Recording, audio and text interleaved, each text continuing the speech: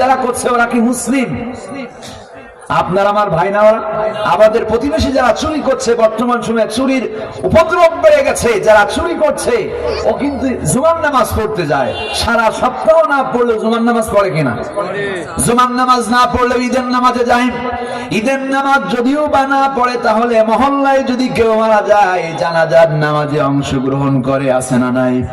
এই মানুষটা নিজেকেও মুসলিম দাবি করে। রাতের বেলায় চুরি করলো, দিনের বেলায় জুমার নামাজে গিয়া, জানাজার নামাজে গিয়া নিজেকে মুসলমান দাবি করলো। কোরআনের ভাষায় কি ও মুসলমান না বেঈমান? সবাই জোরে বলুন, ও কি মুসলমান? মুসলমান যদি হতো পরিপূর্ণ আত্মসমর্পণকারী, যে আল্লাহর সামনে আত্মসমর্পণ করে, সে কখনো চুরি করতে পারে না। কথা কার? বলুন তো কথা কার? সুতরাং আমার ভাইয়েরা, রাতের আধারে চুরি করছেন, নিজেকে মুসলিম দাবি করেন, রাতের বেলায় অপরাধ করতে গিয়া বলে আল্লাহ আজকে যেন ধরা না পড়ি, আজকের এই কাম করতে গিয়া যদি ধরা না পড়ি, শুক্রবারে মসজিদে 500 টাকা দিয়ে আসবো, আছে না নাই? কথা অপরাধ, সাহায্য চাই কার কাছে? বলেন। চুরি করতে করতে এমন অবস্থা হয়ে গেল, সে চিন্তা করলো হারে আজকে তো ধরা পড়লাম না, এই 500 টাকা থাক, আগামী দিন আবার চুরি করতে যাওয়ার সময় বলছে আল্লাহ তাআলা আজকের দিনটা সুযোগ দাও, যদি আজকে ধরা না পড়ি ওই দিনকের 500 আর আজকের 1000 টাকা দিয়ে দেবো। চুক্তি করছে কার সাথে? বলেন, চুক্তি করছে কার সাথে? আল-আকসা জিএইচ ফাউন্ডেশনের উদ্যোগে বার্ষিক তাফসীরুল কোরআন মাহফিলের মাননীয় সভাপতি, অত্র মাহফিলের সুনামধন্য পরিচালক, মঞ্চে উপবিষ্ট আছেন অত্র এলাকা থেকে আগত স্বাগত অসংখ্য অগণিত উলামা হযরত, সম্মুখে বসে আছেন দিনদার পরহেজগার মুত্তাকি ভাইরা, পর্দার অন্তরালে অবস্থানরত মা ও বোনেরা, আইন শৃঙ্খলায় নিয়োজিত প্রশাসনের সম্মানিত পুলিশ প্রশাসনের ভাইরা, সম্মানিত সাংবাদিক বন্ধুগণ, সকলের প্রতি রইল আন্তরিক সালাম। আসসালামু আলাইকুম ওয়া রাহমাতুল্লাহ। আমরা সকলেই সমস্বরে সেই মহান রব্বে করিমের দরবারে অবনত মস্তকে দায়িত্বহীন কণ্ঠে বিনয় এবং বিনম্রতার বহির প্রকাশ আনতে সকলে শুকরিয়া আদায় করবে জন্য, যিনি মাগরিবের নামাজের পর থেকে শুরু করে নিয়া এখনো মুহূর্ত পর্যন্ত দুনিয়াবি একটি জান্নাতের অংশে আসবার বসবার তৌফিক দান করেছেন। এজন্য আমরা শুকরিয়া আদায় করছি বলে আলহামদুলিল্লাহ। রব্বানা লাকাল হামদ, হামদান কাসীরান তাইয়িবান মুবারাকান ফীহি। বলুন তো আমরা শুকরিয়া করলাম কার? সবাই তো বললেন না। এতগুলা মানুষ আওয়াজ দিলে এতটুকু আওয়াজ হওয়ার কথা নয়। ফুটবল খেলে কতজন? ফুটবল খেলে প্লেয়ার কতজন? আর চতুর্দিকে দাঁড়িয়ে থাকে কতজন? বলেন। ফুটবল খেলা হচ্ছে কোথায়? আফ্রিকায়। আর টেলিভিশনের মধ্যে দেখছে বাংলাদেশের প্রত্যন্ত অঞ্চলে টেলিভিশনের সম্মুখে বসে গোলের কিক করলো, ওখানে গোল হয়ে গেল। আর প্রতিশ্রুতি হয় কোথায়? বাংলাদেশের প্রত্যেক পাড়া মহল্লায়, ঠিক না? এই যে জোরে গোল বলে চিৎকার করলো, প্রত্যেকের আমলনামায় 10টা করে নাকি লেখা হলো না? হয় নাই? কি লেখা হলো? ওখানে গোলে বল চলে গেল, টেলিভিশনে দেখছে হাজার হাজার কিলোমিটার দূর থেকে। এখানে গোল বলে যে মজা আপনি পান, তার চাইতে অধিক পরিমাণ শান্তি পান যখন আপনি আলহামদুলিল্লাহ বলেন। কে? বলুন তো কে? আপনি চিল্লায় 1000 বার গোল বললেও খেলোয়াড়ের কোনো লাভও নেই, লসও নেই, আছে নাকি? আপনি গোল বললেও গোল, না বললেও গোল। যারা গোল দিল তারা বিজয়ী হলো, আর যারা গোল খেয়ে গেল তারা বলেন পুরস্কার যখন পেল, নাম নিলাম না আমি প্লেয়ারদের, তাদেরকে প্রমোট করা হবে। ওরা যখন জিতে গেল স্বর্ণের মেডেল পেল, ওর কোন একটা অংশ আপনাকে দিবে? তাদের প্রেমে বিশাল বিশাল পতাকা বানায় কিনা, সেটা আবার টেলিভিশনে প্রচার করা হয়। কিলোমিটার লম্বা তৈরি করা হলো বিশাল ব্যানার। এই ব্যানার তৈরি করে আপনার কোনো লাভ আছে? কিন্তু একবার আলহামদুলিল্লাহ বললে লাভ আছে না নাই? বলেন আছে না নাই? এজন্য আমরা প্রশংসা করলাম কার? প্রশংসা করলে বাড়িয়ে দেন কে? না করলে ছিনিয়ে নেন কে? তিনি যদি ছিনিয়ে নেন, এর পৃথিবীর কেউ আর সেটা ফিরাইয়া দিতে পারবে না। পারবে কি? সুতরাং প্রশংসা সর্বক্ষণ আমরা করব কার? যিনি দিতে পারেন।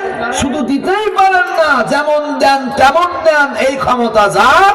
প্রশংসা কেবলমাত্র করবো আমরা তার, ঠিক কিনা বলে? প্রশংসা কিভাবে করতে হবে শিখিয়েছেন যিনি, তিনি আমাদের মাঝ থেকে বিদায় নিয়েছেন 1450 বছর পূর্বে। আমরা সেই রাসূলের প্রতি ভক্তি এবং মুক্তির লক্ষ্যে অন্তরের অন্তরস্থল থেকে মোবারকবাদ পূর্ণ সালাম পেশ করছি। সকলেই বলি সাল্লাল্লাহু আলাইহি ওয়াসাল্লাম। আমার ভাইরা, আপনারা আজকে এখানে এসে খুশি না বেজার? খুশি। আপনি খুশি হইলেও বেজার কেউ না কেউ আছে, তার নাম কি? মিস্টার ইবলিশ। বলুন তো কি? আপনি এখানে আসছেন, আপনার পরিবারের আরো সদস্যরা এসেছিল আপনার সঙ্গেই, কিন্তু ওরা এই ময়দান পর্যন্ত আসতে পারে নাই। বাধা দিল কে? বলুন তো কে? আমরা আজকে শয়তান তাড়িয়ে নিয়েই মহাগ্রন্থ আল কোরআন থেকে কথা শুনবো। আল্লাহ তৌফিক দান করুক বলে আমিন। সকলে আমরা একযোগে আল্লাহর কাছে সাহায্য প্রার্থনা করি। আউযু বিল্লাহি মিনাশ শাইতানির রাজীম। সকলে বলছেন? যিনি বলবেন না তার পাশে শয়তান এসে থাকতে পারে। জোরে জবান খুলে সাহায্য চাইবেন কার কাছে? আউযু বিল্লাহি মিনাশ শাইতানির রাজীম। বিসমিল্লাহির রাহমানির রাহিম। বিতাড়িত অভিশপ্ত শয়তান হতে আল্লাহ সুবহানাহু ওয়া তাআলার কাছে পানা চাই। পরম করুণাময় অসীম দয়ালু মেহেরবান আল্লাহর নামে আরম্ভ করছে। ইরশাদ হচ্ছে, আল্লাহ রাব্বুল আলামিন বলেন, ইয়া আইয়ুহাল্লাযীনা আমানু তাকুল্লাহ হাক্কা তুকাতিহি ওয়া লা তামুতুন্না ইল্লা ওয়া আনতুম মুসলিমুন।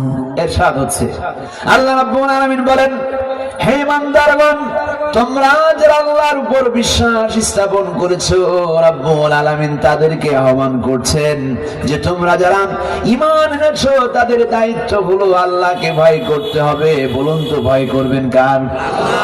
এখানে আমরা যারা এসেছি ঈমান এনেছেন কে কে? হাত উঁচু করেন তো দেখি, হাত নামান। সবাই ঈমান এনেছেন। ঈমান কি? এটা কি বুকের হাড্ডির নাম, কলিজার নাম? তো আমাদের যে পরাণ আছে বা মেটে আছে ওইটার নাম, তাই না? ঈমান কার নাম? ঈমান কি দেখা যায়? ঈমান উপলব্ধি করা যায়, যাই কিনা বলুন?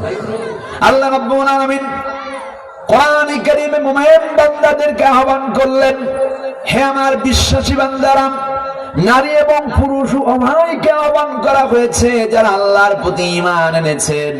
আল্লাহ রাব্বুল আলামিন তিনাকেই ভয় করবার জন্য নির্দেশ দিয়েছেন। সুতরাং ভয় করবেন কার? সবাই বলুন, ভয় করবেন কার? যদি আপনি আল্লাহর ভয় করতে পারেন, এরপরে কি আল্লাহ রাব্বুল আলামিন বললেন, ফালা তামুতুন্না ইল্লা ওয়া আনতুম মুসলিমুন। পরিপূর্ণ আত্মসমর্পণকারী না হয়ে কবরে শোনায় কথা কার? একই আয়াতে আল্লাহ রাব্বুল আলামিন তিনটি ভাগে বিভক্ত করলেন, সম্বোধন করলেন মোমেনদেরকে। যেমন আমি এখানে যারা আছেন তিনাদেরকে বলবো, বলেন সুবহানাল্লাহ। কিন্তু যারা এখানে নাই, যারা গোরস্থানে ঘুমিয়ে আছে, ওরা কি বলবে নাকি? বলবে কি? সুতরাং এখানে যারা প্রেজেন্ট আছেন, আমি যখন বলবো বলুন সুবহানাল্লাহ, গোরস্থানে যেগুলা ঘুমায় আছে ওরা কি বলবে? বলবে না। শুধুমাত্র আমার শ্রোতা আছেন আরাম অনামাই বলবেন সুবহানাল্লাহ। সুতরাং আমার ভাইয়েরা, আজকে আলোচক হয়ে আমি যেমন আমার শ্রোতাদেরকে সুবহানাল্লাহ বলতে বললে সুবহানাল্লাহ বলেন, আলহামদুলিল্লাহ বলতে বললে আলহামদুলিল্লাহ বলে। আবার আমি যদি বলি, এখানে যদি কেউ দুষ্টামি করে ভলেন্টিয়ার ভাইরা, তাকে ঘাড় ধরে বের করে দিবেন যাতে করে উচ্ছৃঙ্খলা না হয়, ঠিক কিনা? সুতরাং আমি এখানে বলবো ভলেন্টিয়াররা ওই কাজটাই করবেন যাতে করে এখানে সুশৃঙ্খলা বজায় থাকে। আমার ভাইয়েরা, আল্লাহ রাব্বুল আলামিন গোটা পৃথিবীর মানুষ জাতিদেরকে আহ্বান করেন নাই, মানব জাতিদেরকে উদ্দেশ্য করে বলেন নাই। শুধুমাত্র যারা মুমিন, যারা ঈমান এনেছে তাদেরকে বললেন, তোমরা শুধুমাত্র ভয় করবে কার? ভয় করলেই হবে না, ভয় করার মতো করতে হবে। তারপরে গিয়ে আল্লাহ রাব্বুল আলামিন বললেন, পরিপূর্ণ মুসলিম না হয়ে কবরে এসো না। এই যে পৃথিবীতে আমরা আছি, এই পৃথিবী থেকে আমাদের কবরে যেতে হবে, হবে কিনা বলুন? হায়াতের জিন্দেগি পরিসমাপ্তি ঘটবে। কোরআন বললেন, কুল্লু নাফসিন যায়িকাতুল মাউত, প্রত্যেক প্রাণীর মৃত্যু স্বাদ গ্রহণ করতেই হবে। মৃত্যু থেকে কেউ পালাতে পারবে কি? কেউ পারবে না। যত বড় নেতা হোক আর খেতা হোক, পালানোর কোন রাস্তা আছে নাকি? আল্লাহ রাব্বুল আলামিন মহাগ্রন্থ আল কোরআনে নির্দেশ দিচ্ছেন, হুকুম করছেন, যারা বিশ্বাস স্থাপন করেছেন। এই যে আপনারা বললেন যে আমরা ঈমান এনেছি, আমরা যারা ঈমান এনেছি দাবি করলাম, আল্লাহ রাব্বুল আলামিন 1450 বছর পূর্বে নবীজির মাধ্যমে আপনাকে মেসেজ দিয়েছেন, তোমরা যারা আমার বিশ্বাস করো, তোমাদের দায়িত্ব হলো আমি আল্লাহকে ভয় করার মতো করবা। কিসের মতো? ভয় করার মতো করবা। তারপরে গিয়া বললেন, আত্মসমর্পণকারী না হয়ে কবরে শোনা, পরিপূর্ণ মুসলিম না হয়ে কবরে শোনা। এর মানে হলো যে ব্যক্তি আল্লাহর ভয় পায় সেই মুসলমানে কথা কার? যে ব্যক্তি আল্লাহর ভয় পায় সেই মুসলিম। আর যে আল্লাহর ভয় পায় না, এ কখনো মুসলিম হতে পারে না। পারে কি? সুতরাং আমার ভাইরা, আসুন আমরা মিলায়া নেই। কোরআনে কারীম আল্লাহ রাব্বুল আলামিন মুসলমানের পরিচয় দিয়ে দিলেন।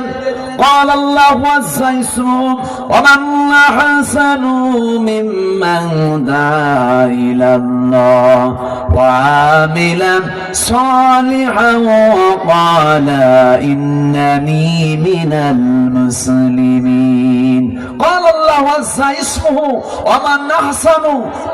তুমি বলো যে আমি বললাম ওই ব্যক্তির কথা চাইতে মূল্যবান কথা, দামি কথা, কল্যাণকর কথা কার হতে পারে? যে মানুষদেরকে আল্লাহর দিকে ডাকে। কার দিকে ডাকে? আল্লাহ তাআলা বললেন, এই সমাজে ওই ব্যক্তির চাইতে মূল্যবান কথা, মর্যাদাবান কথা, কল্যাণকর কথা কার হতে পারেন? যে মানুষদেরকে আল্লাহর দিকে আহ্বান করে আর নিজে ভালো কাজ করে, আর সে দাবি করে আমি একজন মুসলমান, আমি একজন কি? মুসলিম। ওয়া আনা মিনাল মুসলিমিন। তার মানে হলো নিজেকে মুসলমান দাবি করতে হলে মানুষের প্রথম কাজ হলো এই দুনিয়ার মানুষদেরকে ডাকতে হবে কার দিকে? নেতার দিকে, খেতার দিকে, বাবার দিকে, দাদার দিকে নাকি? এই পৃথিবীর মানুষদেরকে যদি আমরা আল্লাহর দিকে আহ্বান করতে পারি আর নিজেরাও যদি ভালো কর্ম সম্পাদন করতে পারি, এরপরে আমাদের পরিচয় হবে মুসলিম। বলেন সুবহানাল্লাহ। কিন্তু আপনি মানুষদেরকে আল্লাহর দিকে আহ্বান করবেন না, আপনার বাবার দিকে, আপনার নেতার দিকে, আপনার রাজনৈতিক দলের নেতা এবং কর্মীর দিকে আহ্বান করবেন আল্লাহকে মাইনাস করে দিয়া। এই পথ আপনাকে জান্নাতে নিতে পারবে না, ওই পথ আপনাকে জাহান্নামে নিয়ে যাবে। বলেন নাউজুবিল্লাহ। সুতরাং আমার ভাইরা, মানুষদেরকে ডাকতে হবে কার দিকে? সবাই বলেন কার দিকে? যদি আমরা মানুষদেরকে আল্লাহর দিকে ডাকতে পারি, আর নিজেরা ভালো কর্ম সম্পাদন করতে পারি, এরপরে গিয়ে আমরা নিজেদের মুসলিম পরিচয় দিতে পারবো। কিন্তু আমি নিজে ভালো কাজ করি না, সারা বছর আমি নামাজ পড়ি না, রোজা রাখি না, হজ করি না, যাকাত দেই না, ইসলামের অনুশাসন মানি না, আবার মরে গেলে আমার জানাজা হওয়ার সময় লক্ষাধিক মানুষ জোগাড় হয়ে যায়, অনেক মানুষ জামায়াত হওয়ার মানে কি এটা মুসলমানের পরিচয়? বলেন মুসলমানের পরিচয়? আপনি এমপি ছিলেন, মন্ত্রী ছিলেন, যেভাবে এমপি মন্ত্রী হয়েছেন, আপনার জনগণ আপনাকে এসে সম্মান দেখালো, মর্যাদা দেখানোর জন্য জানাজার নামাজে অংশগ্রহণ করলো, কিন্তু এমন কর্মী রেখে গেলেন যে জানাজার নামাজে কয়টা ফরজ এইটাও জানে না। আছে না নাই? বলেন আছে না নাই? তাহলে কোরআন বলল যারা ঈমান এনেছে ভয় করতে হবে আল্লাহ রাব্বুল আলামিনকে। চলুন আমরা আল্লাহ রাব্বুল আলামিনকে কেমন ভয় পায় একটু মিলায় নেই। বলুন তো দেখি, যে ব্যক্তি আল্লাহর ভয় পায় এই ব্যক্তি কি কখনো মিথ্যা বলতে পারে নাকি? পারে কি? যে ব্যক্তি আল্লাহ রাব্বুল আলামিনের ভয় পায় এই ব্যক্তি কি কখনো সুদের লেনদেন করতে পারে নাকি? এই সমাজে যারা সুদ খায় আবার নামাজ পড়ে, বলুন তো দেখি এই সুদখোরের নামাজ আল্লাহর কাছে গ্রহণযোগ্যতা পাবে কিনা? পাবে কি? যে ব্যক্তি নামাজ পড়ল, নিজে দাবি করলো আমি মুসলিম, আবার অন্যের আল ঠাললো, বলুন তো দেখি উনি কি আল্লাহর ভয় করেছেন নাকি? আল্লাহর ভয় যিনি করবেন তিনি কখনো অন্যের আল ঠেলতে পারেন না। পারেন কি? তবে যারা আল্লাহর ভয় পায় 72 রাকাত তাহাজ্জুদের নামাজ পড়ে, ঘুম থেকে উঠেই যায় নামাজ খোঁজে, তারা তো দিনের কাম রাতের বেলায় সেরে দিতে পারেন। পারেন কি? করেছেন না? যে ব্যক্তি নামাজ পড়লো, তাহাজ্জুদের নামাজ 72 রাকাত পড়ে, এই শ্রেণীর মানুষ কি আবার অন্যের হক ফাঁকি দিতে পারে? পারে না। আমার ভাইয়ের আল্লাহর ভয় যারা পায়, আল্লাহর ভয় যার অন্তরে প্রতিস্থাপিত হয়েছে, এই ব্যক্তি কখনো সিক্রেট মার্ডার করতে পারে না। যদি আমার দেশের পুলিশ কখনো আল্লাহর ভয় পায়, বলুন তো দেখি ঘুষ খায়া নিরপরাধ মানুষকে অপরাধী বানাতে পারবে কিনা? পারবে কি? যদি আমার দেশের পুলিশ প্রশাসন আল্লাহর ভয় পায়, কারো নির্দেশে নিরপরাধ মানুষের পায়ে গুলি করে তার পাটা পঙ্গু করে দিতে পারবে না? পারবে? সুতরাং আল্লাহর ভয় যার কাছে নাই, তার কাছে এই দেশের কোন জনগণ নিরাপত্তা পেতে পারে না। কথা কার? যে ব্যক্তি আল্লাহর ভয় পায় না তার কাছে তার স্ত্রীর নিরাপত্তা নেই। যে ব্যক্তি আল্লাহর ভয় পায় না ওই ব্যক্তির কাছে তার সন্তানের নিরাপত্তা নেই। যে ব্যক্তি আল্লাহর ভয় পায় না তার কাছে সমাজের মানুষের নিরাপত্তা নেই। যে ব্যক্তি আল্লাহর ভয় পায় না এই ব্যক্তির কাছে রাষ্ট্রের মানুষের কোনো নিরাপত্তা নেই। সুতরাং আমার ভাইরা, আল্লাহ রাব্বুল আলামিনকে যারা ভয় পাবে এই ব্যক্তি সজ্ঞানে কোনো অপরাধ করতে পারে না। কথা কার? সত্যি কথা কার? সুতরাং আল্লাহর ভয় অন্তরে যদি থাকে, বলুন তো দেখি স্বামী যদি প্রবাস থাকে, স্ত্রী রাতের বেলায় তালতলায় বেলতলায় গিয়া কি দেখা করতে পারবে কিনা? যে স্ত্রীর অন্তরে আল্লাহর ভয় আছে, স্বামীর দেশে থাকার দরকার নেই, বহু দূরে হাজার হাজার কিলোমিটার দূরে সৌদি আরবে, মালয়েশিয়া, কুয়েত, কাতার, লেবানন, অন্যান্য দেশে অবস্থান করছে, উনার চিন্তা হবে আমার স্বামী না দেখলেও এই তালতলায় বেলতলায় রাতের আধারে যে কামটা করছি দেখছেন একজন, তিনার নাম কি? বলুন তিনার নাম কি? আবার এমনও স্বামী আছে রাতের বেলায় সুন্দরী রমণী স্ত্রী ফেলে রেখে পাশের বাড়ির বল্টু মিয়ার স্ত্রীর সাথে টালটু বাল্টু করতে চলে যায়। ওর অন্তরে যদি আল্লাহর ভয় থাকে, বলুন তো দেখি স্ত্রীর চোখ ফাঁকি দিয়া প্রস্রাব করার নাম করে কি প্রতিবেশীর স্ত্রীর কাছে যেতে পারবে কিনা? পারবে কি? সুতরাং দুনিয়ায় যত অপরাধ আছে সব অপরাধ থেকে ফিরতে হলে মানুষের অন্তরে ভয় রাখতে হবে কার? পুলিশের ভয় দেখিয়ে, র্যাবের ভয় দেখিয়ে, বিজিবির ভয় ধরিয়ে কোনদিন এই সমাজের অপরাধ নিরপরাধ করা যাবে না, অপরাধ মুক্ত করা যাবে না। যদি মানুষের অন্তরে আল্লাহর ভয় প্রতিস্থাপন করা যায় তাহলে ওই সমাজে কোনো অপরাধ খুঁজে পাওয়া যাবে না। বলেন সুবহানাল্লাহ। আমাদের প্রত্যেকটা থানায়, প্রতিটা ইউনিয়নে পুলিশ টিম করে ভাগ করে দেওয়া আছে। আছেন? প্রতিটা ইউনিয়নে বিট পুলিশ কমিটি আছে। আছে না নাই? আমার ভাইয়েরা বলুন, প্রত্যেকটা ইউনিয়নে 2 জন করে দায়িত্বশীল পুলিশ দেওয়া হলো। এই 2 জন দায়িত্বশীল পুলিশ 11টা ওয়ার্ড ধরে 9টা 8টা ওয়ার্ড মিলে মানুষের অবজারভেশন করেন। প্রত্যেকটা এলাকায় গিয়া মিটিং করেন, সিটিং করেন, সেমিনার করেন, সিম্পোজিয়াম করেন। মানুষদেরকে বলেন মাদক সেবন করবেন না, চুরি করবেন না, হত্যা করবেন না, রাষ্ট্রদ্রোহীমূলক কোনো কাজ করবেন না। এমন যদি করেন তাহলে আইনানুগ ব্যবস্থা নিতে আমরা বাধ্য হব। তখন কিন্তু এসে মশাই মশাই বললে আর লাভ হবে না, বলে না? এত করে বলার পরেও কি চুরি বন্ধ হয়েছে? এখন কি চুরি কমছে না বাড়ছে? বলেন চুরি যারা করছে ওরা কি মুসলিম? আপনার আমার ভাই না ওরা? আমাদের প্রতিবেশী যারা চুরি করছে, বর্তমান সময়ে চুরির উপদ্রব বেড়ে গেছে। যারা চুরি করছে ও কিন্তু জুমার নামাজ পড়তে যায়। সারা সপ্তাহ না পড়লে জুমার নামাজ পড়ে কিনা? জুমার নামাজ না পড়লে ঈদের নামাজে যায়। ঈদের নামাজ যদিও বা না পড়ে তাহলে মহল্লায় যদি কেউ মারা যায় জানাজার নামাজে অংশগ্রহণ করে, আছে না নাই? এই মানুষটা নিজেকেও মুসলিম দাবি করে। রাতের বেলায় চুরি করলো, দিনের বেলায় জুমার নামাজে গিয়া, জানাজার নামাজে গিয়া নিজেকে মুসলমান দাবি করলো।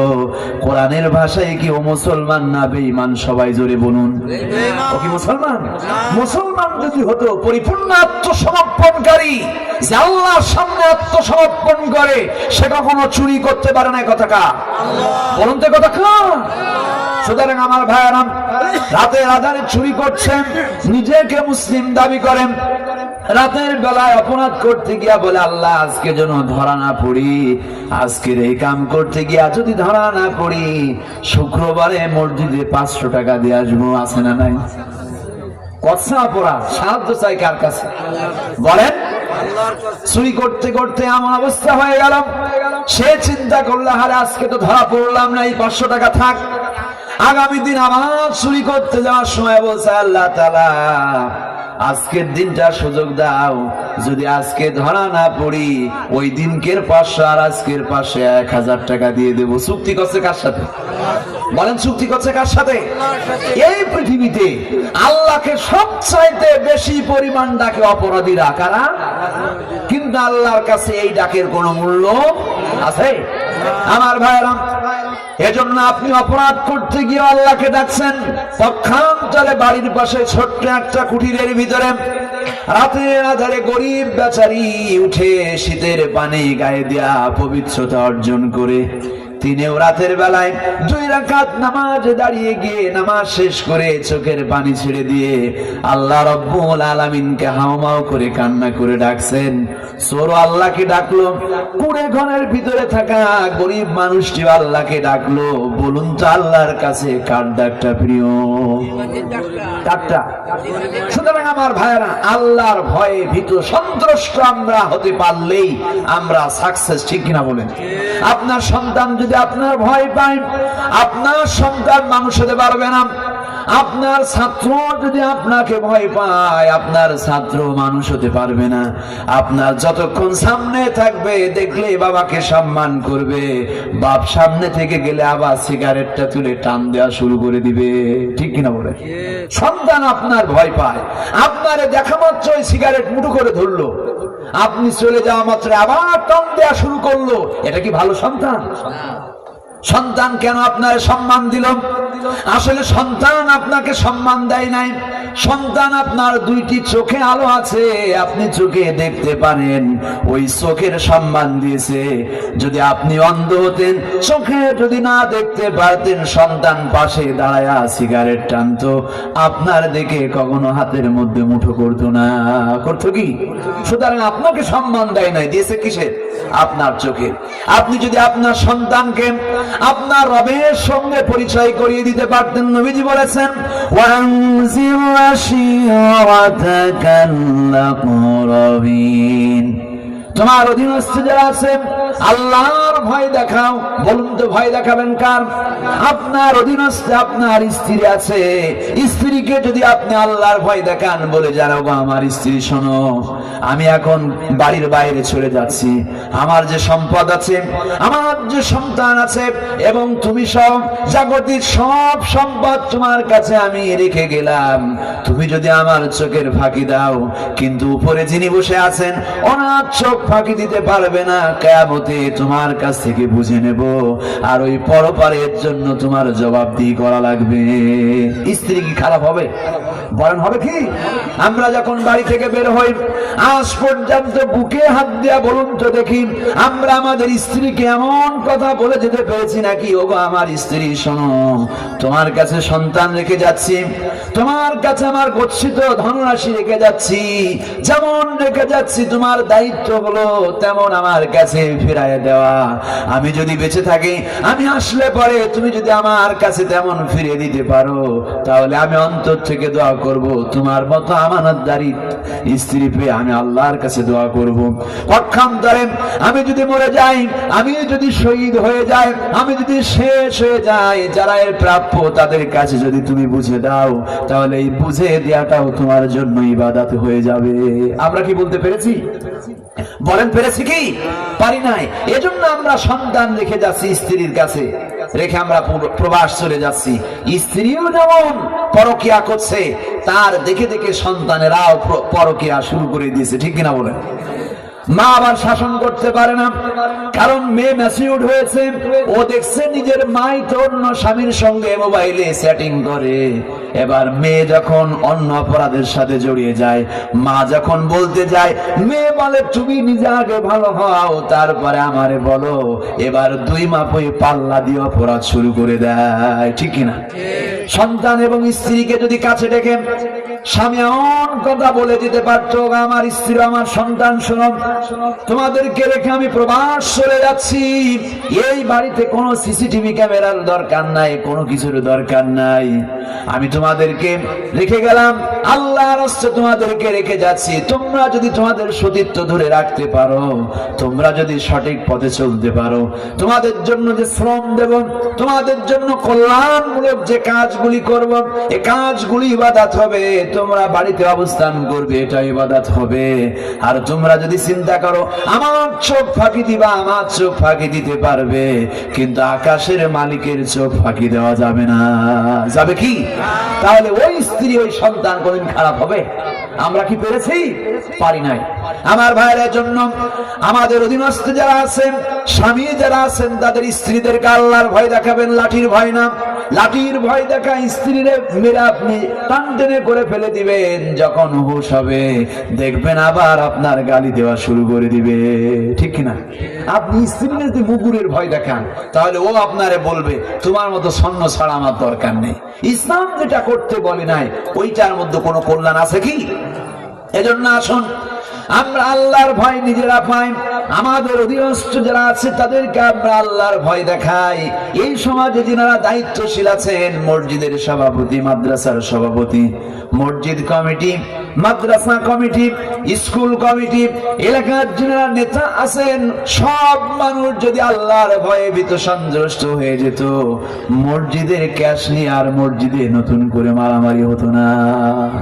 মসজিদের ক্যাশ নিয়ে মারামারি হয় না? হয় কিনা? ক্যাশ যার কাছে যায় তাকে আর নাই, ঠিক কিনা বলে? যিনি মসজিদের ক্যাশিয়ার হন, উনি কি মুসলিম না নন মুসলিম? বলেন। একজন মুসলিম, তিনাকে আমানত দেওয়া হলো, মসজিদের ক্যাশিয়ার বানিয়ে দেওয়া হলো, সকলের সম্মতি নিয়ে তিনাকে মসজিদের ক্যাশিয়ার, মাদ্রাসার ক্যাশিয়ার, স্কুলের ক্যাশিয়ার বানানো হলো, অন্যান্য রাজনৈতিক দলেরও কোষাধ্যক্ষ বানিয়ে দেওয়া হলো। কিন্তু পকেটে যখন টাকা যায় মনে করে এটা বাবার টাকা, ঠিক কিনা? যদি আল্লাহর ভয় থাকতো তাকওয়াবান যদি হতে পারত বলুন তো দেখি, ওখান থেকে একটি টাকা তো দূরের কথা, একটি পয়সাও সে খরচ করতে পারত কিনা? পারত কি? সুতরাং সকল প্রকার অপরাধ থেকে বাঁচতে হলে আমাদের অন্তরের ভিতরে ভয় আনতে হবে কার? পুলিশের ভয় মানুষ পায়। এত করে পুলিশ মানুষদেরকে গ্রেফতার করলো, জেলখানায় নিক্ষিপ্ত করলো, তারপরেও কি আমার দেশে হত্যা বন্ধ আছে নাকি? বলেন আছে? পুলিশ এত করে মানুষকে নিয়ে গেল, কাউন্টার টেররিজম দিল, প্রকাশ্য দিবালোকে বারাতের আধারে অপরাধীদেরকে নিয়ে গিয়া গুলি করলো, হত্যা করলো, কারোবা ফাঁসি দিয়ে দিল, তারপরেও কি মানুষ অপরাধে ছেড়েছে কিনা? ছেড়েছে। কিন্তু হযরত উমরের দিকে তাকান, হযরত উমর রাদিয়াল্লাহু তাআলা আনহু তিনি তো নবীজিকে হত্যা করবার জন্য এসেছিলেন। কি এমন ভয় তিনার অন্তরের ভিতরে জাগ্রত হলো যে তিনি নবীজিকে হত্যা করলেন না, বরঞ্চ নবীজির ইন্তেকালের পর হযরত উমর রাদিয়াল্লাহু তাআলা আনহু মানুষের নিরাপত্তার দায়িত্ব বেছে নিলেন। বলেন সুবহানাল্লাহ। হযরত উমর রাদিয়াল্লাহু তাআলা আনহু যিনি নবীজিকে হত্যা করতে আসলেন, তিনার আমল পরিবর্তন হয়েছে কার ভয়ে? আবু জাহেলের ভয়ে? মুহাম্মদ সাল্লাল্লাহু আলাইহি ওয়াসাল্লামের ভয়ে? না, বলুন তো কার ভয়? আল্লাহর ভয়ে। হযরত উমর রাদিয়াল্লাহু তাআলা আনহু এমন পরিমাণ আল্লাহ রাব্বুল আলামিনকে ভয় পেতেন যে ভয়ের বর্ণনা তিনার কথা এবং কাজ থেকে আমরা ফিরে পাই। হযরত উমর রাদিয়াল্লাহু তাআলা আনহু তিনার শাসনামলে তিনি যখন সিংহাসনে আসীন হলেন, একজন বয়োবৃদ্ধা নারী হযরত উমরকে সে বলছেন, ওগো উমর, আমার বাড়িতে আমার পুত্রবধূ আছে, আমার ছেলে কিছুদিন আগেই বিবাহ করেছেন, কিন্তু আমার ছেলে পুলিশ প্রশাসনে চাকরি করেন। আপনারা কি জানেন যে এই পুলিশ আমাদের দেশে আছে? পুলিশ প্রথা প্রথম চালু করেছে কে? হযরত উমর রাদিয়াল্লাহু তাআলা আনহু। বলুন তো কে? হযরত উমর রাদিয়াল্লাহু তাআলা আনহু।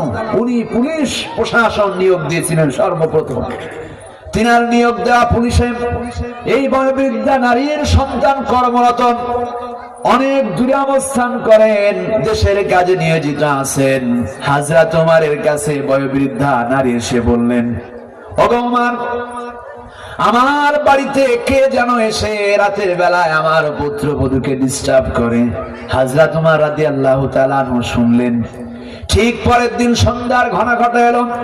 হযরত উমর রাদিয়াল্লাহু তাআলা আনহু তিনার তকবগে ঘোড়ার পিঠে উঠে ওই মহিলার বাড়ির পাশে চলে গেলেন। সেখানে গিয়া তিনি অবস্থান করলেন। অবস্থান করার পূর্ব মুহূর্তে তিনি যখন উপলব্ধি করতে পারলেন যে এই বাড়ির ভিতরে সেই দুষ্ট মানুষটা আগমন করেছে, নিশ্চিত হওয়ার পর ঘোড়ার পিঠে উঠে হযরত উমর রাদিয়াল্লাহু তাআলা আনহু ওনার বাড়ির ভিতরে প্রবেশ করলেন। বাড়ির ভিতরে প্রবেশ করে হযরত উমর রাদিয়াল্লাহু তাআলা আনহু বয়োবৃদ্ধা নারীকে বললেন, ও বুড়িমা, আগুন লিভায়া দাও, আলো লিভায়া দাও। আলো লিভায়া দিল। হযরত উমর রাদিয়াল্লাহু তাআলা আনহু ঘরের ভিতরে প্রবেশ করলেন। ঘরের ভিতরে প্রবেশ করে ওই দুষ্ট মানুষের চুলের মুঠ ধরে হযরত উমর রাদিয়াল্লাহু তাআলা আনহু তরবারি চালিয়ে দিলেন। হ্যাঁ, কোপ দিয়া তার শরীর দ্বিখণ্ডিত করে দিলেন। তারপরেই বললেন, ওগো বুড়িমা, এবার আলো জ্বালিয়ে দাও। আল্লাহু আকবার। হযরত উমর রাদিয়াল্লাহু তাআলা আনহু আলো জ্বালাতে বললেন। বৃদ্ধা মহিলা আলো জ্বালালো। আলো জ্বালানোর পর যখন তার আকৃতি দেখলেন, হযরত উমর বললেন, আলহামদুলিল্লাহ। বুড়ি জিজ্ঞাসা করলেন যে তুমি ঘরে প্রবেশ করার পূর্বে আলো নির্বাপিত করতে বললা কেন? আর আলো জ্বালানোর পর তার মস্তক দেখবার পর তুমি আলহামদুলিল্লাহ বললা কেন? তার কারণটা কি? হযরত উমর বললেন, বুড়িমা শোনো, আমি চিন্তা করেছি তোমার বাড়ি আমার বাড়ির এত নিকটে, আর এই বাড়ি যদি কেউ যে থাকে তাহলে হয়তো আমার সন্তান যেতে পারে। আর আমি চিন্তা করেছি এই ঘরের ভিতরে যদি আমার সন্তান যে থাকে, আর আমি আমার সন্তানের মুখ দেখলে পরে সঠিক বিচার করতে পারবো না, হয়তো আমার মনের ভিতরে সন্তানের প্রতি মায়া মমতা জাগতে পারে। এই চিন্তা করে তোমার আলো নিভায়া দিতে বলেছি, যাতে করে আমি সঠিক বিচারটাই করতে পারি। বলেন সুবহানাল্লাহ। হযরত উমর রাদিয়াল্লাহু তাআলা আনহু কথা বলার পর বলল, আচ্ছা বুঝলাম, তুমি আলো নিবানোর পর সঠিক বিচার করলে তো আলহামদুলিল্লাহ বলার কারণটা কি? উনি বললেন, এজন্যই বললাম, আমি যখন তার মাথা দেখলাম আর নিশ্চিত হয়ে গেলাম যে এটা আমার সন্তান নয়, তখন আমি আলহামদুলিল্লাহ বলেছি। আমার ভাইরা, হযরত উমরের অন্তঃকরণে আল্লাহর ভয় ছিল, এজন্যই তিনি সঠিক বিচার করেছিলেন, যার কারণে সমাজকে নিরপরাধ করে দিয়েছিলেন কে? বলুন তো কে? আল্লাহ তাআলা। এজন্য আমাদের অন্তঃকরণে আল্লাহর ভয় যদি আমরা জাগ্রত করতে পারি, এই সমাজের যারা নেতা আছে এরা যদি হযরত ওমর রাদিয়াল্লাহু তাআলা আনহুর মতো হয়ে যায়, এই সমাজে কোনো চোর বাটপার থাকবে কি? থাকবে না। আমার ভাইরা, জন্য আসুন, আমাদের প্রত্যেকের দায়িত্ব হলো আল্লাহ রাব্বুল আলামিনকে স্মরণ করা। আর আল্লাহ রাব্বুল আলামিন মহাগ্রন্থ আল কোরআনে বলেছেন, তোমরা যদি মুসলিম হতে পারো, তোমরা যদি পরিপূর্ণ আত্মসমর্পণকারী হতে পারো, দুনিয়ায় কল্যাণ দেয়া, আখিরাতে মুক্তি দিয়ে দেব। বলেন সুবহানাল্লাহ। পরকালে মুক্তি পেতে চান কে কে? হাত উঁচু করে দেখা, হাত নামা। মুক্তি পাইতে হলে কবর নামক ইমিগ্রেশন কাউন্টার, এখানে যেতেই হবে। কবর থেকে পালানোর কোন পথ আছে নাকি? আমার ভাইয়েরা, কবরে যাওয়ার পূর্ব শর্তই হলো মুসলিম হতে হবে। বলুন তো কি? সবাই বলুন কি? কবরে যাওয়ার পূর্ব শর্ত হলো পরিপূর্ণ মুসলিম হতে হবে। আপনি যদি পরিপূর্ণ মুসলিম হতে চান, তাহলে কোরআনে কারিম পূর্ণ মানতে হবে, না কোরআনের আংশিক মানলে আপনি মুসলমান হয়ে যাবেন। কোরআন কি পূর্ণ মানতে হবে না আংশিক? সবাই বলেন, কোরআন কি পরিপূর্ণ মানতে হবে না আংশিক? পরিপূর্ণ কোরআন যদি আপনি মানেন, তবে আপনি মুসলিম দাবি করতে পারবেন। আর এই কোরআন যদি আপনি আংশিক মেনে নিজেকে মুসলমান দাবি করতে চান, তাহলে আপনি কখনোই মুসলমান হতে পারবেন না। আপনার পরিচয় হবে মুনাফিক। বলেন নাউজুবিল্লাহ। কোরআনে কারীম আল্লাহ রাব্বুল আলামিন বললেন, ইয়া আইয়ুহাল্লাযীনা আমানু দুখুলু ফিস সিলমি কাফা। আল্লাহ তাআলা ইমানদারদেরকে আহ্বান করছেন। বলুন তো কাদেরকে? ইমানদারদেরকে আহ্বান করলেন, হে বিশ্বাসীগণ, তোমরা ইসলামের ভিতরে পরিপূর্ণ প্রবেশ করো। এই যে তাফসীর মাহফিলের ময়দানে যিনারা আসছেন, যিনারা রাস্তায় বা বাজারে আছেন, বলুন তো দেখি, এখন আমি যদি প্রশ্ন করি, মাহফিলের ময়দানে আছেন কারা? রাস্তায় দাঁড়িয়ে আছেন যারা, তাই নাকি? মাহফিলের ময়দানে পরিপূর্ণ প্রবেশ করেছে যিনারা, তারা এখানে বসে আছেন। আর যিনারা এর বাইরে আছেন, ওনারা যদি দাবি করে আমরা তাফসীর মাহফিলের ভিতরে আছি, ওনারা কি সত্যবাদী না মিথ্যাবাদী? বলেন, সত্যবাদী না মিথ্যাবাদী? সুতরাং আমার ভাইরা, তাফসীর মাহফিলের এই ময়দানে পরিপূর্ণ প্রবেশ করতে হলে রাস্তায় দাঁড়ানো যাবে না, প্যান্ডেলের বাইরে দাঁড়ালেও হবে না। প্যান্ডেলের ভিতরে অর্ধেক দাঁড়াবেন, বাইরে অর্ধেক দাঁড়াবেন, এটাকেও পূর্ণ বলা যাবে না। সুতরাং যারা বাজারে আছেন, রাস্তায় আছেন, দোকানে আড্ডা দিচ্ছেন, তারা তাফসীর মাহফিলের আলোচনা শুনছেন, কিন্তু ময়দানে আসতে পারছেন না। এই ময়দানে আসার বরকত আর বাইরে দাঁড়িয়ে বরকত পাওয়া সম্ভব নয়। সম্ভব কি? এখানে বসার মান আর ওখানে বসার মান কি সমান? সমান হতে পারে না। সুতরাং আল্লাহ তাআলা বলছেন, হে বিশ্বাসীগণ, ইসলামের ভিতরে, ইসলাম নামক প্রতিষ্ঠানের ভিতরে পরিপূর্ণ প্রবেশ করো। আমরা যদি ইসলামের ভিতরে পরিপূর্ণ প্রবেশ না করতে পারি, তাহলে কি আমরা নিজেদেরকে মুসলিম দাবি করতে পারবো কিনা? ক্লাস 3-তে বই আছে কয়টা? 6টা। বলুন তো কয়টা? 6টা বই। এখন যদি আপনি ওই প্রতিষ্ঠানের ছাত্র হয়ে থাকেন, 6টা ক্লাস যদি আপনি নিয়মিত না করেন, পরীক্ষা না দেন, তাহলে আপনাকে কি ওই স্কুলের শিক্ষকরা প্রকৃত ছাত্র বলবে? বলেন, বলবে কি? কোরআন বলল, কোরআনে কারীম আল্লাহ তাআলা বললেন, ইয়া আইয়ুহাল্লাযীনা আমানু দুখুলু ফিস সিলমি কাফা ওয়া লা তাত্তাবিউ খুতুওয়াতিশ শাইতান ইন্নাহু লাকুম আদুউম মুবিন। হে বিশ্বাসীগণ, তোমরা ইসলামের ভিতরে পরিপূর্ণ দাখিল হও, শয়তানের পদঙ্ক অনুসরণ করো না, কারণ শয়তান তোমাদের প্রকাশ্য দুশমনে। কথাকার বলুন যে কথা কার? এই দেখেন আমরা অনেকেই তাফসীর মাহফিল শুনবার জন্য এসেছি, কারণ কোরআন কার? বলুন তো কোরআন কার? এই কোরআন শুনবার মানুষে আমরা একত্রে অনেকে এসেছি, কিন্তু বন্ধুর খপ্পরে পড়ে বাদাম কেনার নাম করে, বাজারে যাওয়ার নাম করে, শয়তানের ধোকায় পড়ে বন্ধুর পিছে পিছে মাহফিল মাইনাস করে বাজারে চলে গেলাম। আছে না নাই? অনেকে আসছে না, বাড়ি থেকে নিয়ত করে আসছে তাফসীর মাহফিলে যাব, অবশ্যই এটা ভালো কাজ, কিন্তু এখানে আসার সময় বন্ধুর সাথে প্রতিমধ্যে দেখা হলো। বন্ধু বলল, আরে ভাই তাফসীর মাহফিল তো শোনায় যাবে, প্রধান বক্তা এখন একটু পরে উঠবেন, চল আমরা বাজার থেকে একটু বাদাম কিনে আনি, চল বাজারে কেমন দোকান বসেছে একটু ঘুরে আসি, আর ওই শরিয়া তো আছেই, আমরা একটু তাদেরকে একটু দেখে আসি। আছেন এমন? বন্ধুর কথা শুনে, বন্ধুর পদচিহ্ন অনুসরণ করে বন্ধুর পিছে পিছে তুমি যে ওখানে গেলে, কোরআনে কারিমে 1450 বছর পূর্বে বলল যে শয়তানের পদঙ্ক অনুসরণ করো না। এ কথা কার? কারণ হলো শয়তান তোমার প্রকাশ্য দুশমন। কোরআন বলল ইন্নাল মুবাযযিরিনা কানা ইখওয়ানাশ শায়াতিন। অপচয়কারী শয়তানের কি?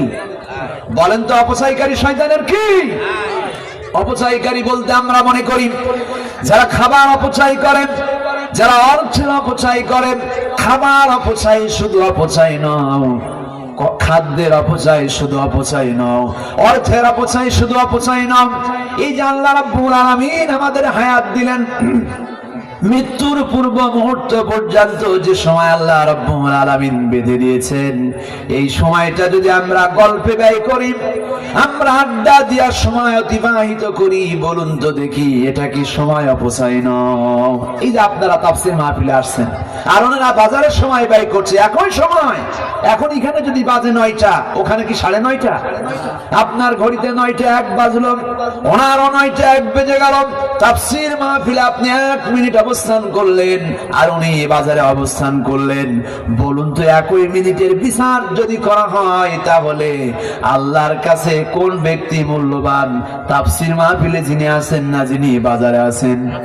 মনে করেন 1 মিনিটের হিসাব নেওয়া হলো, মাত্র 1 minute, just only for 1 minute. এই 1 মিনিটের হিসাব যদি এই মুহূর্তে নেওয়া হয়, তাফসীর মাহফিলে যিনি 1 মিনিট অবস্থান করছেন, তিনার এক বন্ধু বা ওনার সন্তান বাজারে অবস্থান করছে, এই 1 মিনিটের হিসাবেই বলুন তো আল্লাহর কাছে শ্রেষ্ঠ কে? যিনি তাফসীর মাহফিলে আছেন ইনি, না যিনি বাজারে আছেন তিনি? সুতরাং আমার ভাইয়েরা, ওরা যে সময় অপচয় করছে বাদাম চিবানোর নাম করে, মোবাইল সেটিং করার নাম করে, পান চিবানোর নাম করে, গল্প এবং আড্ডা দেওয়ার নাম করে যারা রাস্তা এবং দোকানপাটে অবস্থান করছে, বলুন তো দেখি এখন সময় যারা তাফসীর মাহফিলে আছে, এদের ভিতরে আল্লাহর কাছে প্রিয় কারা? তাফসীর মাহফিলে আছে যারা।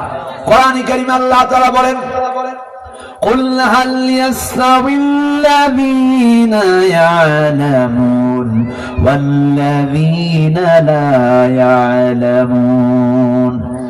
আল্লাহ তাআলা জানতে চান তোমাদের মধ্যে যারা তোমার রব সম্বন্ধে জানে, আর যারা তোমার রব সম্বন্ধে জানে না, তারা উভয় কি সমান হতে পারে নাকি? বলেন পারে কি? সুতরাং যারা তাফসীর মাহফিলে আসলো, আর যারা রাস্তায় দাঁড়ালো, যারা বাজারে আড্ডা দিল, গল্প করলো, বাড়িতে আত্মীয় স্বজন খাওয়ানো নিয়ে ব্যস্ত হয়ে গেল, বলুন তো দেখি এই দুই পক্ষের মানুষ কি কখনো সমান হতে পারে কি? পারে কি? ওনারা উঠবেন, আমরা উঠবো, ওনাদের এই সময় একই সময়ের হিসাব নেওয়া হবে, গুণে গুণে হিসাব নেবেন কে? এজন্য আল্লাহ রাব্বুল আলামিন বলেছেন, পরিপূর্ণ মুসলিম না হয়ে কবরে শোনাম, কবরে গেলে কবর নামক ইমিগ্রেশন কাউন্টারে অপরিচিত ফেরেশতা থাকবেন, সেখানে গেলে আমাদের ন্যাশনালিটি, আমাদের আইডেন্টিটি জানতে চাইবেন।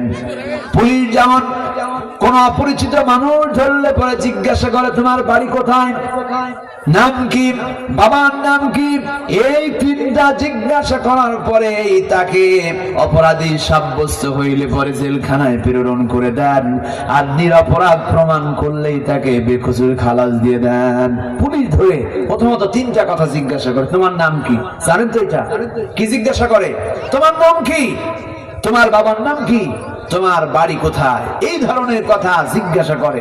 বেটা ভয়ে ভয়ে নিজের বাপের নাম বলতে গিয়ে খালুর নাম অনেক সময় বলে ফেলে না? কারণ কি, ওর পকেট ভরা আছে গাঞ্জা।